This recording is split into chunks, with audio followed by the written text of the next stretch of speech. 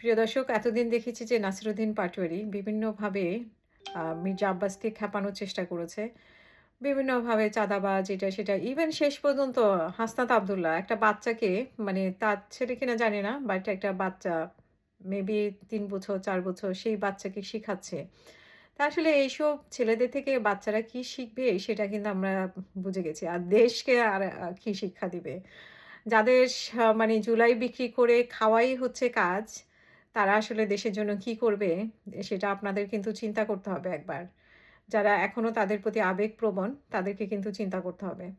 হ্যাঁ, আমাদের যে বড় দলগুলো আছে, সেই দলগুলোর কথাও চিন্তা করতে হবে যে তারা কি অন্যায় করছে। কিন্তু তাদের তো রাজনৈতিক বয়স অনেক, তাদের পরিপক্কতা আছে। কিন্তু এই যে মানে এনসিপি জুলাইকে বিক্রি করে যে এনসিপি গঠন করা এবং জুলাইকে বিক্রি করে যে খাওয়া, সেখান থেকে তাদের শুরু। তো শুরুতেই যারা এই ধরনের মানে দুর্নীতির সাথে জড়িয়ে যায়, তো তারা আসলে ভবিষ্যতে কি করবে? আমি আমার গতকালকের একটা ইয়েতে বলেছিলাম, আমার একটা মানে ভিডিওতে বলেছিলাম, কনটেন্টে বলেছিলাম যে তারা একসময় ১ মাসে তারা মানে দেখা গেছে যে ১ বছরেই সে জুলাই বিক্রি করে খেয়েছে।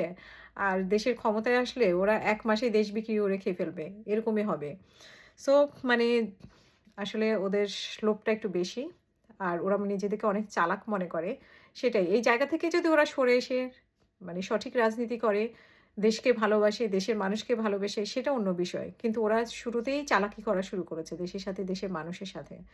এনিওয়ে মির্জা আব্বাস যে কথাটা বলেছেন, যে চ্যালেঞ্জ ছুড়ে দিয়েছেন নাসিরুদ্দিন পাটোয়ারিকে।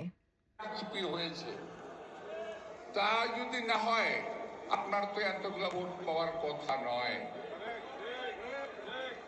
আমি চ্যালেঞ্জ করে বলতে চাই ওই প্রার্থীকে যে ঢাকা ৮ আসনে একটা ওয়ার্ডে যদি একজন আত্মীয় স্বজন বন্ধু বান্ধব থাকে, তাহলে দয়া করে আপনাদের নামটা বলেন যিনি আপনাকে ভোট দিয়েছেন। আর আমির যে আব্বাস নাম ধরে বলে দেবো কাকার আমাকে ভোট দিয়েছে। আল্লাহর রহমতে আপনি বলতে পারবেন না। আপনি কসম করে বলেন যে এতগুলো ভোট আপনি সিল মেরে দিচ্ছেন নাকি আঁকা থেকে আসছে। আমরা রাত্রেবেলা ভোট পাহারা দিয়েছি এই Siddheshwari girls school, boys school, ওই ইউনিভার্সিটিতে, গার্লস কলেজে পাহারা দিয়ে ভোট রক্ষা করেছি। আর নইলে আপনার সমস্ত ভোট সিমে নিয়ে যেতেন।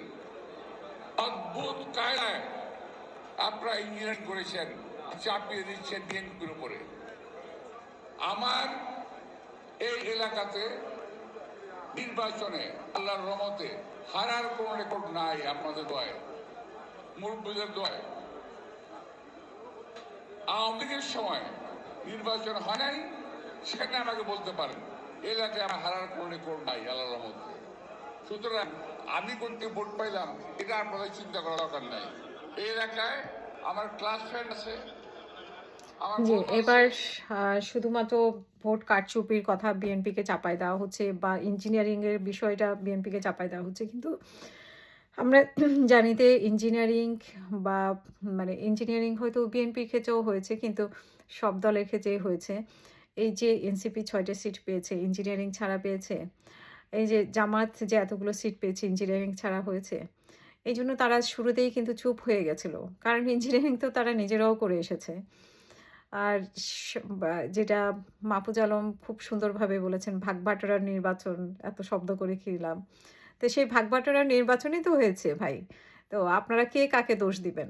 বিএনপিকেও বা কিভাবে দোষ দিবেন? আবার বিএনপি বা জামাতকে কিভাবে দোষ দিবে? এইজন্য সবাই, সবাই জানে যে কিভাবে নির্বাচন হয়েছে, কিভাবে কে সিট পেয়েছে, কিভাবে এনসিপি পেয়েছে, কিভাবে জামাত পেয়েছে, কিভাবে বিএনপি পেয়েছে। সো এটা নিয়ে আসলে কোনো কথা বলার কিছু নাই। চুপ থাকাই ভালো।